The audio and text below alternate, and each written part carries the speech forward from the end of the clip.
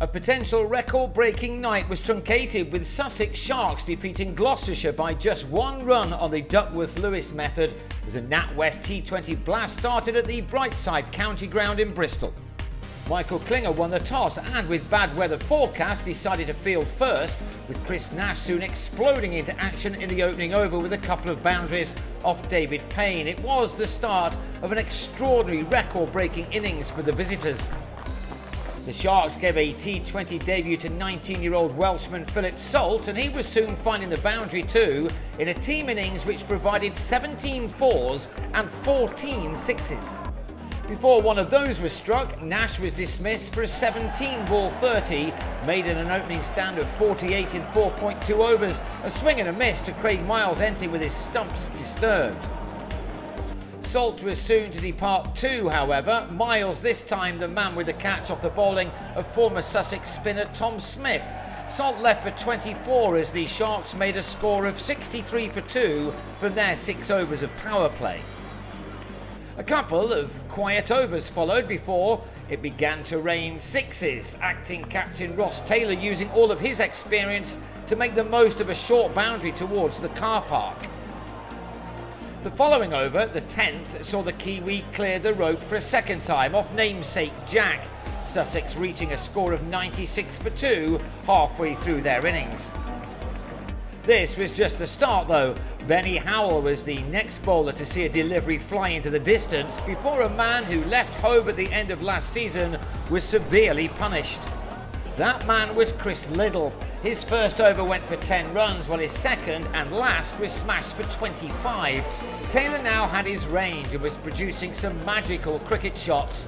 The short boundary on the leg side far too short for the 32-year-old. In the same over, Ben Brown also went long off his former colleague. The rate now more than 10 per over and with plenty more big hitting to come.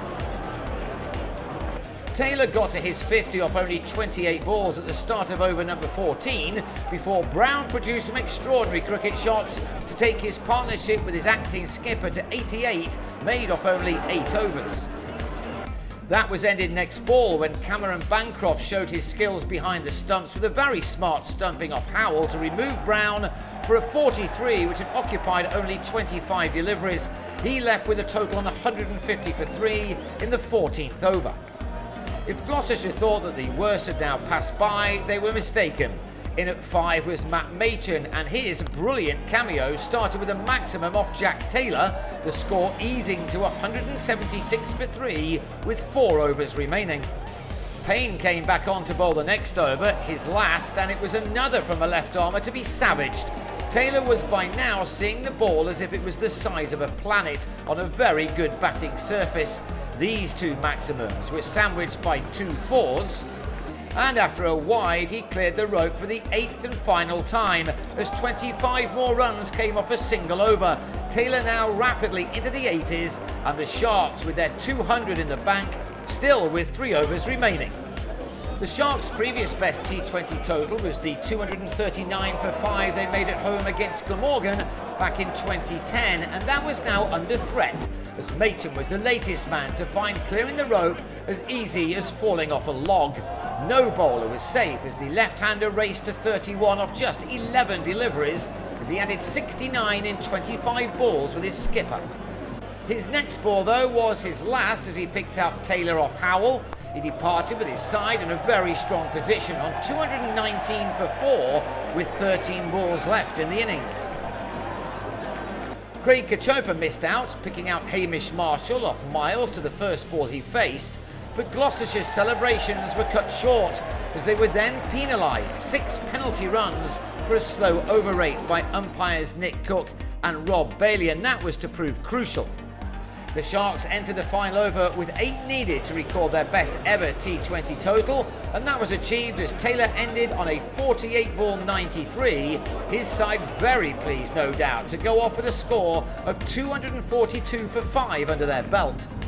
So Gloucestershire needed a rapid start to their reply, and Marshall supplied that as a dozen runs were taken for the opening over from Danny Briggs.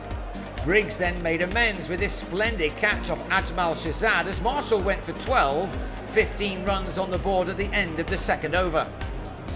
Klinger was outstanding in Gloucestershire colours in this competition last summer, and with the promised rain falling, he knew that Duckworth Lewis could play a part in the final result.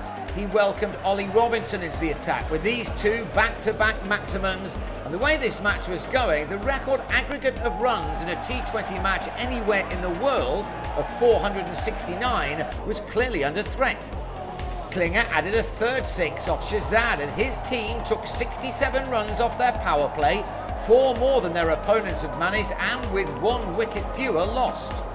So Briggs came back on, and Gloucestershire moved ahead of the Duckworth Lewis rate, with Ian Cobain joining in the mayhem, the home team making a score of 80 for 1 off 7 overs. But midway through the 8th, with Gloucestershire needing just 1 run to stay ahead, Klinger failed to score off this delivery from Will Beer, and was perhaps surprised to then see the umpires confirm midway through the spinners over. Off they went, and the rain soon worsened, and that was that for the night. Gloucestershire ended on 83 for 1 from 7.5 overs, just 1 run short of winning this extraordinary match, but it was the Sharks who took the game by 1 run on the DL method. Up next for the Sharks is a home game with Somerset on June the 1st, while Gloucestershire go to Northwood to take on Middlesex a day later.